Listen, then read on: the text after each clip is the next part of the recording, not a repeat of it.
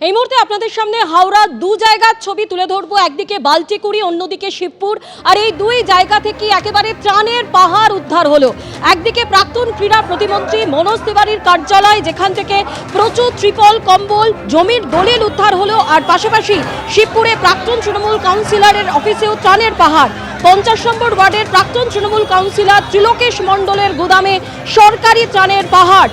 অভিযোগ উঠছে যে সাধারণ মানুষকে এই ত্রাণ বিলি না করে তারা মজুত রেখেছে। বিজেপির তরফে এমনই অভিযোগ করা হয়েছে।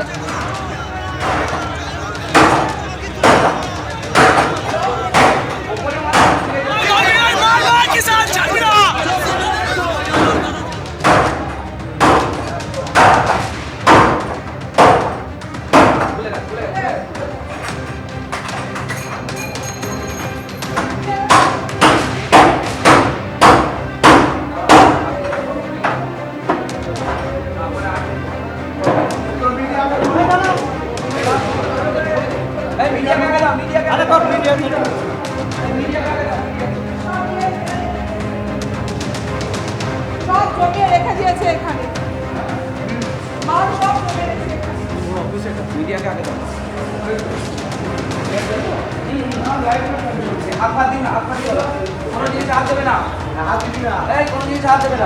বাল্টিকুড়িতে প্রাক্তন ক্রীড়া প্রতিমন্ত্রী মনোজ তিওয়ারির কার্যালয়, যেখানে সরকারি ত্রাণ সামগ্রী উদ্ধার, প্রচুর কম্বল, ত্রিপল, জমির দলিল উদ্ধার স্থানীয় বিজেপি কর্মীদের।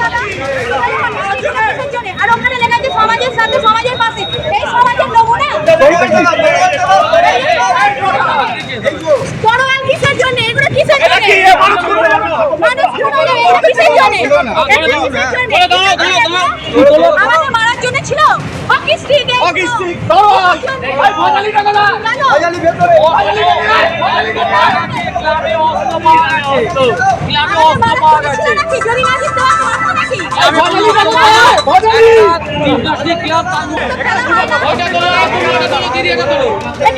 স্টিক খেলা হয় না দাদা।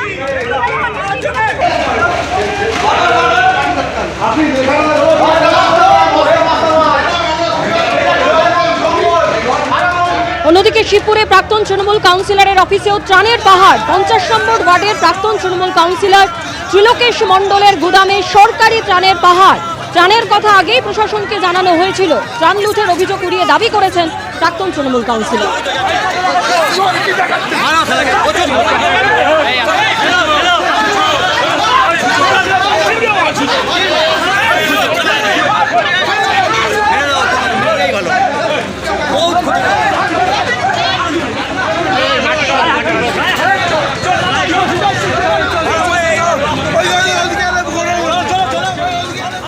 এবিপি আনন্দ, এগিয়ে থাকে, এগিয়ে রাখে।